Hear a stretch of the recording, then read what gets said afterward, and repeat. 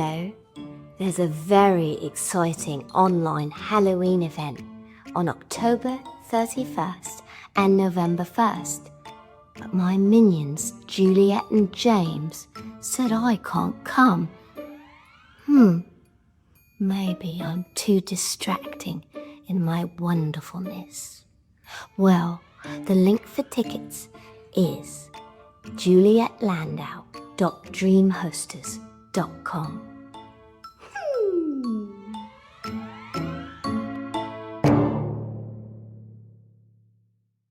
Hi, I'm Watcher Dev. I'm here with Brittany Rubiano, a senior editor at Disney Hyperion Books, as well as having a master's degree in children's literature, a BA in literature, and a minor in French literature. She has written numerous books, including Christopher Robin's Little Book of Pooh-isms, Beauty and the Beast, Belle's Libraries. And am I correct? Are you a New York Times bestseller as well? Oh, well, a series that I work on called Twisted Tales has been a New York Times bestseller, and that's been a lot of fun to work on. That's sort of a reimagining of the classic Disney stories and sort of what-if scenarios for a young adult audience. Were you a Disney kid? I was a Disney kid, very much so. I remember we'd have these surprise movie nights. My dad would take out the VHS, those like bubble VHSs, and my brother and I would close our eyes and he'd pop one in and you'd hear the castle theme song go on and, oh, what Disney movie is it going to be? And it was Beauty and the Beast or whatever. It was just a formative part of my childhood. And I think a lot of other Disney kids have grown up and want more stories from that universe, but something new, something fresh, another way in. So it's been really fun and an honor to dive back into those worlds and shake them up a little bit. You're so clearly passionate about books.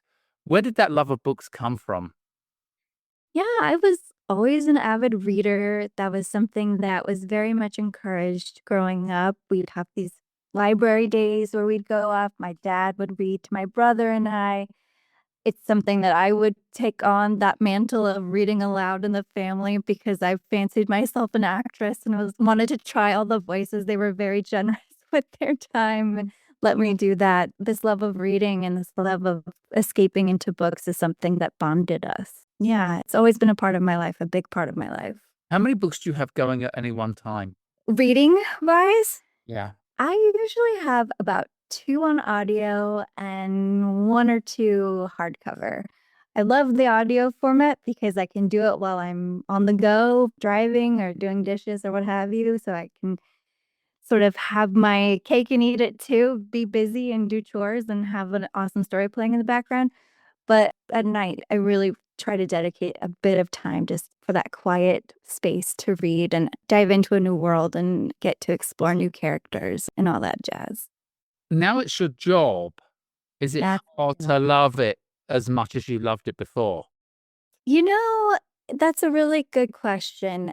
It isn't. It makes me a little bit more picky, I would say. I feel like life is short, and whereas maybe teen me would have wanted to see a series all the way through or finish a book even if it had a slow start, now if I'm not into a book in the first 5 pages, I put it down, maybe later, maybe another day, and I go to the next one because I just want to read the ones that I really respond to. And I know that there's a book for every person. Sometimes they're going to be for me, sometimes they're not going to be for me, but I get a little bit more picky with what I'm reading for fun these days. How diverse is your reading? I like everything from young adult, well, middle grade, young adult, children's books, to adults, to fantasy, romantasy, rom-coms, thrillers. I also have a very soft spot for celebrity memoirs, which is kind of random, but I get so immersed in these stories and that sometimes they're stranger than fiction. I will read anything. If it's compelling, if it's got a human aspect to the story that grabs me, then I'm all for it. What was the book that made you love books? Okay, I love this question, and I don't want to be that guy, but there's too many to to count. The ones that come to mind are Madeline, Little Women, Ella Enchanted. But looking back, I would say the book that has had the most influence on me is The Wizard of Oz. I love fairy tales, and of course, this is known as the American fairy tale, if you will. And I got to experience the story in very different mediums at a young age. So I read an abridged version as a kid of the Elfric Baum books. And then I got to see a local theater production of the show that I remember being just totally enthralled by. And then I watched the movie over and over and over again. And I just loved it in all these different forms. And now my 6-year-old, we've been reading the L. Frank Baum series, sort of start to finish, which I'd never done before and is exciting. And he's a huge fan of Wicked, the latest movie adaptation. It's very cool. It really just shows the power of a good story and that it can exist in all of these mediums and all of these interpretations so many years later. It's just a world that we want to keep coming back to and having more adventures there, which I feel is very relevant to our conversation and to the Buffy books as well. Did you always know you wanted to work in publishing?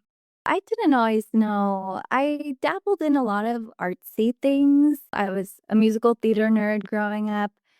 I did internships with newspapers. I wrote for a magazine. I knew I wanted to do something with storytelling, but I wasn't sure exactly what. And the publishing piece really clicked for me when I got an internship with a very kind literary agent who let me sort of comb through his submissions. And I felt so lucky to just be reading as part of my job. I was like, I'm conning this man. This can't be right. He just wants me to read and give him my opinion. Like, this is wild. And simultaneously, I was taking a really cool class about the different eras of children's literature. And it all sort of clicked. It's like, oh, right, this is what I'm passionate about. This is what I know and in my bones. And this is what I want to do. So that's sort of the path that led me to publishing. Was it hard to get into? It is hard to get into in some respects, although I think if you just keep doing all the internships, meeting the people, expanding your circle, it really helps. It's also a matter of luck and timing. I happen to be looking for a job on the West Coast in publishing, which is tough. At the same time that Disney was looking to expand their publishing offices to the West Coast. So they had an opening and it felt very much like kismet that we were sort of aligned and I was able to get a job in there and have been here ever since. But yeah, I think it was a combination of really getting to know the industry, learning a lot about it, and being at the right place at the right time. One of the things that really jumped out at me, I'd never read a lot of young adult literature. Yeah. What really impressed me was how many pertinent issues are dealt with. And I think one of the things that is the hallmark of the series of Buffy books is that it's kind of keeping true to the idea of the show, which is the monster is the metaphor. High school is hell. Can you talk about how you managed to keep that in place? Yeah, that's well put. It is the monsters of the metaphor, high school is hell. I think that's what's so appealing about Buffy is this balancing act of having these really strong metaphors, these supernatural forces, these magical entities, at the same time having these very relatable and human experiences and motifs and really tough human experiences at that. We've got the death of a loved one and grief and toxic relationships, drug addiction, the importance of finding family, all of these themes that feel very compelling and relatable, but couched in a way that feels mystical and magical. And that is something that young adult literature does so well, has always done so well, is making sure that it feels like there's a good entry point for the reader. It feels entertaining. It feels otherworldly. It feels like you're on this adventure. But what makes the difference between a good story and a great story is that you have that connection to the feelings and to the experiences that the characters are going through. And that's something that I think, of course, Buffy did so well and something we were trying to channel in our books as well. Had you seen Buffy before you got to work on the titles? Oh, yes. Yes. I've been a huge Buffy fan for a long time. I discovered Buffy pretty young and I was pretty obsessed immediately. There were many a Halloween that I dressed as Buffy. There may have been a very embarrassing attempt to do an amateur production of Once More with Feeling with my friends that never saw the light of day, thank God. But yeah, I've had all of these go-to sort of comfort episodes that I would watch and rewatch and still rewatch that really hold up. I know you guys are doing the rewatch too, and I'm not the first person to say this by any means, but these characters just mean so much to me, and it's such a treat to go back and visit them. Thinking about Sarah Michelle Gellar's performance and Amber Benson's performance, we were just talking about Tara, or Allison Hannigan's performances, like all of these women in particular were so meaningful, especially at such a formative age, seeing them struggle with some really scary and tough situations, but having incredible strength at their core. Buffy being able to slay those demons metaphorically and literally. It was so aspirational as a teen, and I feel very fortunate to have found it when I did. And I love that teens are finding it today and getting inspired all over again. It's incredible. When it was discussed that you guys were going to launch a series of books, did you have to fight to get that commission? And is that how it works in your job? Do you have to ask, I would like to do this? Yeah, it's a good question. It all happened very organically, interestingly enough. So once the 20th century properties were integrated into the Disney catalog, we have a core team of IP editors, and we were sort of waiting to see which properties we could possibly work on for various reasons. Sometimes there are franchises we can't touch, and some we can, just based on legal stuff or previous agreements or what have you. So when Buffy was officially cleared by our business affairs folks, we were all elated. And our head of the IP editorial team at the time, Kieran Viola, who's sort of a watcher figure for my life and a storyteller extraordinaire in her own right, she's a huge fan of the Buffyverse. And so she called this meeting with all the Buffy fans. And it was meant to be this blue sky brainstormy thing of, all right, let's all bring a loose pitch, 1 to 2 lines, see if there's anything sticky here, see if there's anything we could pursue. And honestly, in that meeting, all the ideas were so good, and all of the ideas were things we wanted to read and work on immediately. And we realized, okay, pretty quickly, this isn't just a one-off Buffy book. This is a program. And I think Kieran called it a 3-pronged approach. And it just worked out that all the ideas fit naturally into these like 3 buckets of prequel origin stories, reimagining all universe stories, and this sequel line of like what happens next. So we all sort of got to work on different aspects of the plan, and we were off to the races, which was very exciting. I've heard it said before with some properties like this that you can play with the toys, but you've got to put them back. Is that what happens with your books? That you can play with the universe, but you obviously can't kill anyone off. Is that correct? That is correct in some respects. It's correct if we're following the canon of the story and we don't want to break the world. And honestly, that is because we don't want the fans to get taken out of the story and feel like we're losing credibility if we mess up on something that's been established in the Buffy lore and the reader notices it kind of takes them out of the story, and it doesn't really do us any favors anyway. When we can play with the canon and do this like reimagining what if scenario, that's when anything's on the table and we can throw new situations at these characters. We can explore new relationships perhaps and new deaths, and it all makes sense because this is a totally off the wall version of this world and of these characters. Was the first book you did William's book or Lily's book? I'm trying to remember what order it went in. I think the first book was William Ritter's Spike book. Yes. Bloody Fool for Love. So that was the first origin story that we tackled. And who came up with the original outline for the idea for that? Yeah, I think we had a few lines, nothing too in depth, but a few lines of we wanted to see Spike. We thought turn of the century London would be a good era for him. We'd want to see more of Drew, obviously, and their tension there. We had a few sort of potential plot points, but really handed it over to Will to see what his brilliant brain would come up with. And he came up with this incredible Ocean's 11 type heist that has all these paranormal elements. And At one point I was reading it and I was like, oh, this is a Drew and Spike rom-com, but with supernatural elements and tea. It was lovely. And yeah, he really brought so much to that story. All of the authors have brought so much to their books. Well, also, one of the other things is I recommended that book. James has a lot of very hardcore fans, obviously, who are obsessed with him. And I recommended, and they approved of that book. And that's hard because these people will know more than you and I could ever know about the show. So I think William did a really wonderful job. And I thought he really got Drew's voice really well as well, which is very hard to actually get, you know, because it's an illogic that has a logic to it, to her. And often I've enjoyed that.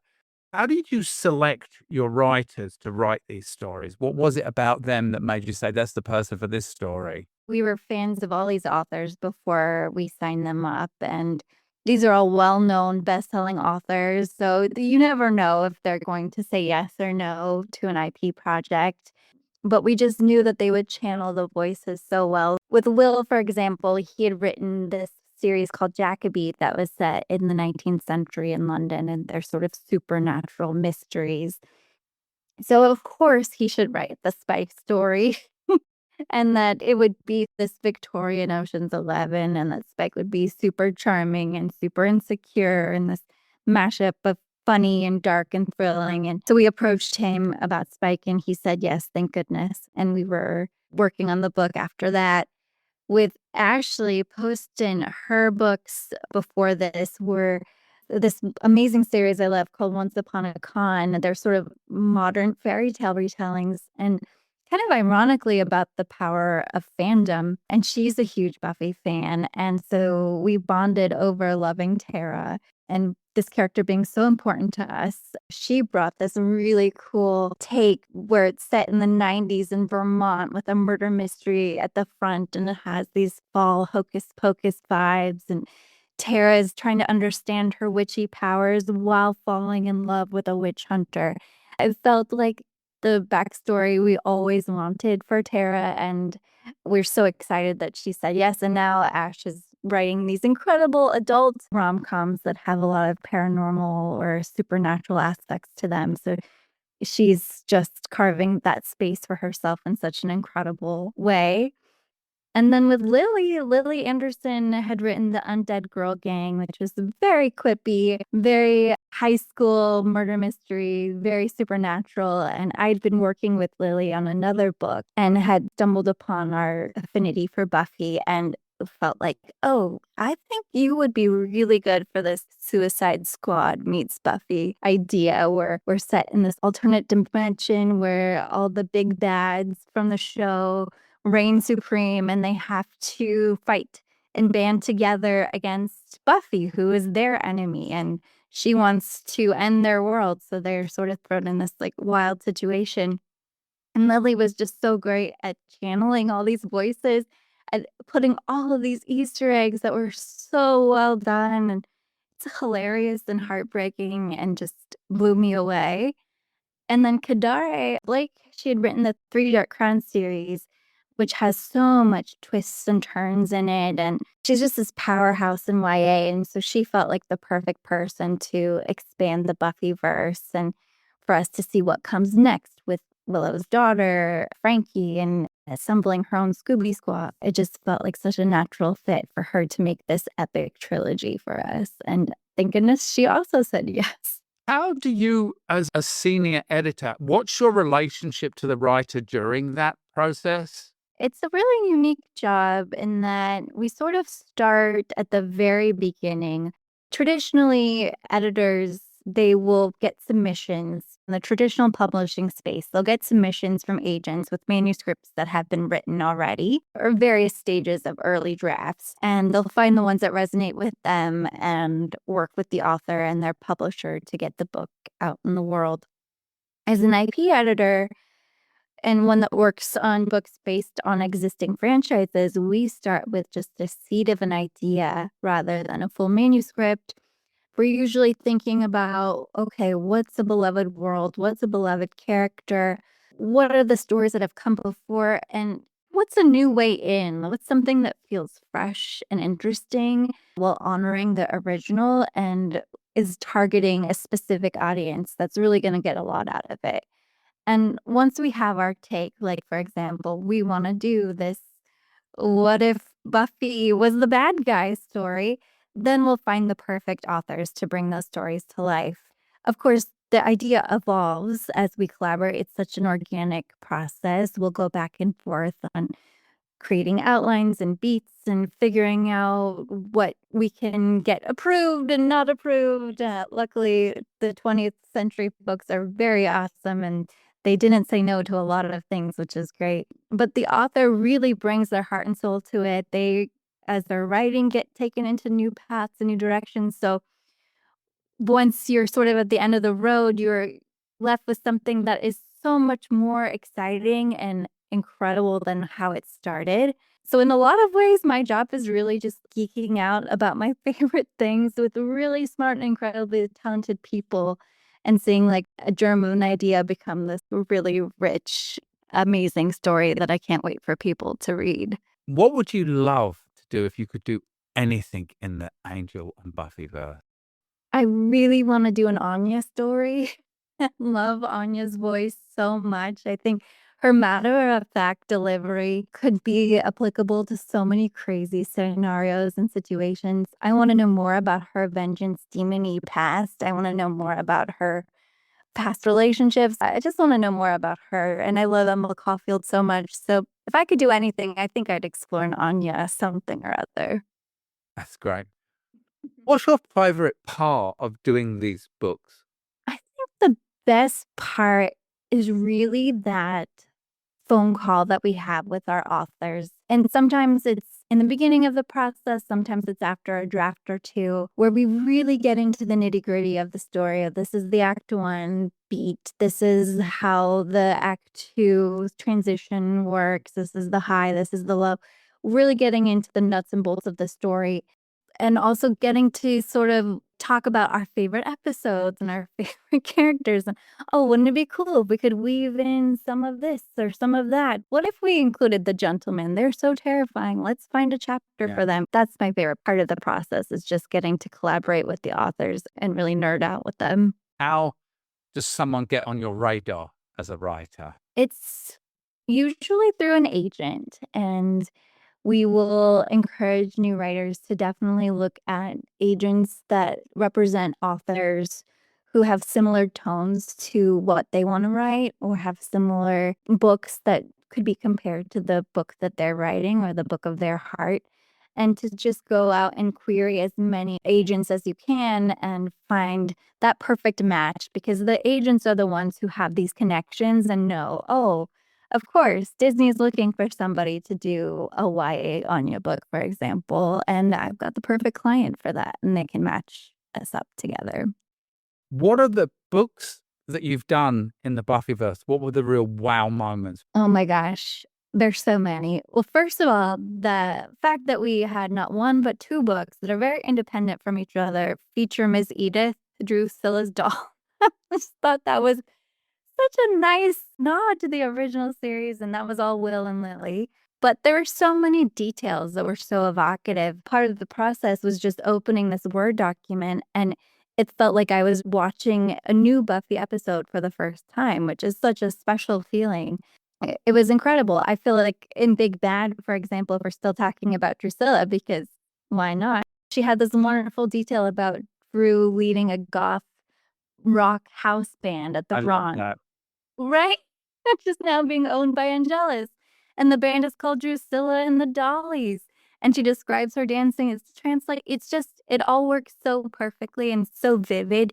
It's moments like those where you're like, am I getting paid to do this, to read this incredible scene and envision Drusilla leading this goth punk band? Yes, please. It's incredible. Is there anything upcoming that you can hint at? Yeah, I know.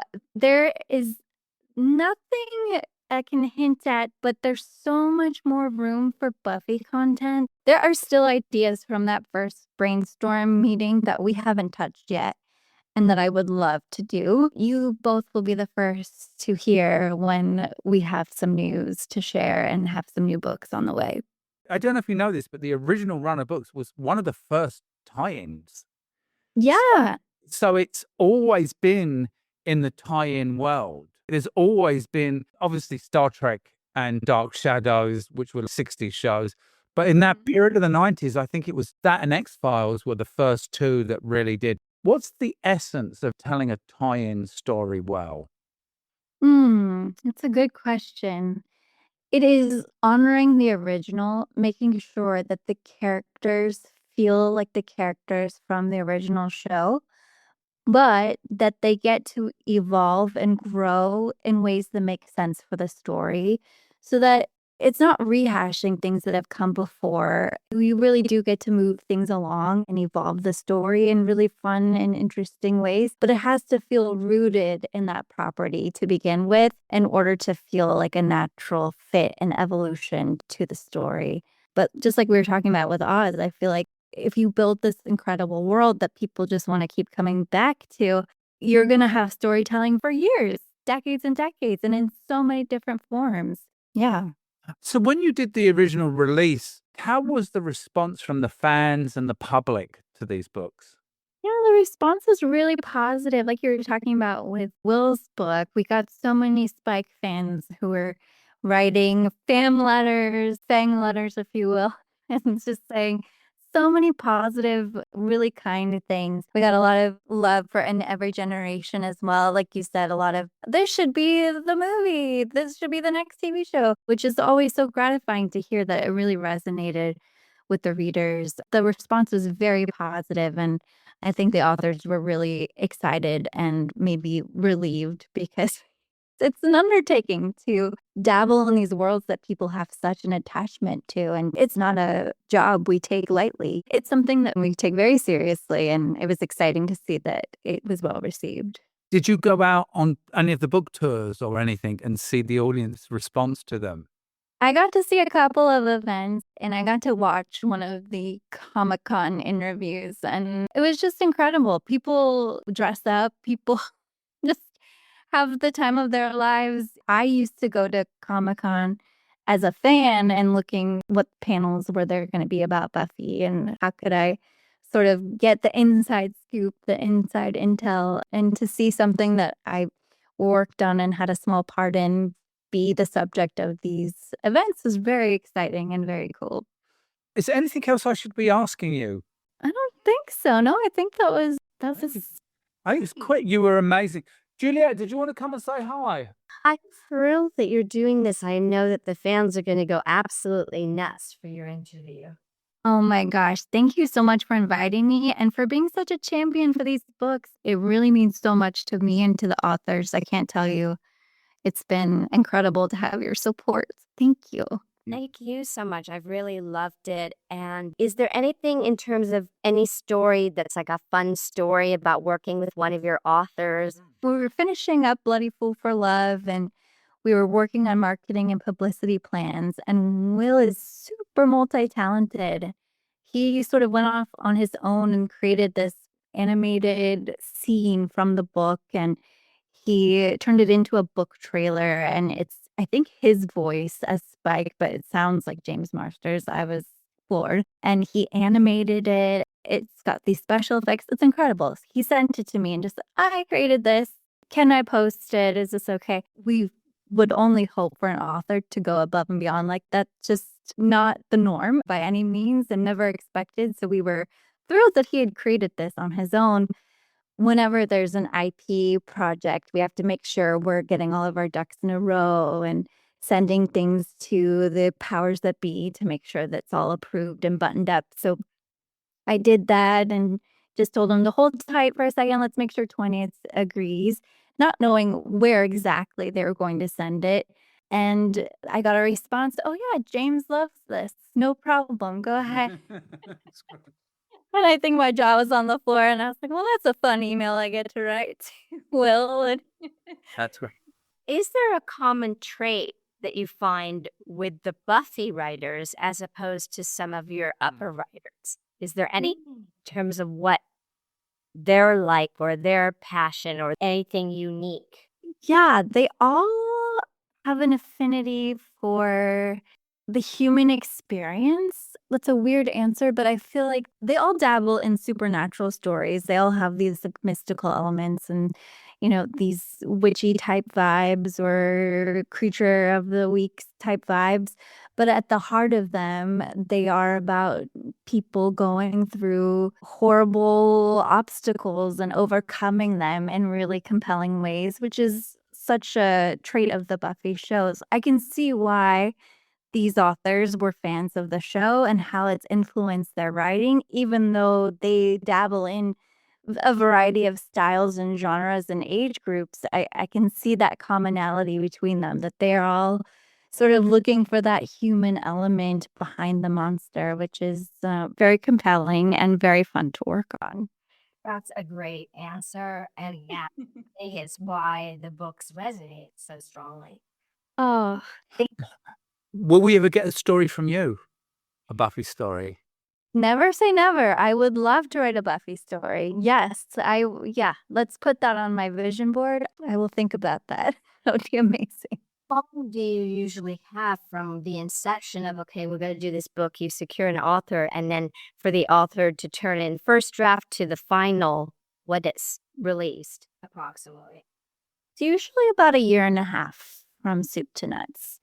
We'll have the idea, we'll attach an author, we'll give them about 6 months to write the first draft, and then we'll work on revising and we'll work on the cover art and all of that jazz. And then production usually takes anywhere from 12 to 16 weeks to print and bind and distribute. So it's a long process. We kind of compare it to the filmmaking process where we have sort of similar lead times. Sometimes people are surprised at how long it actually does take to make a book. But the fun thing about it is that at the end, you get this tangible thing you get to hold in your hands and you say, I worked on this and now it's a real life book and people are going to see it on shelf. I still love to own books.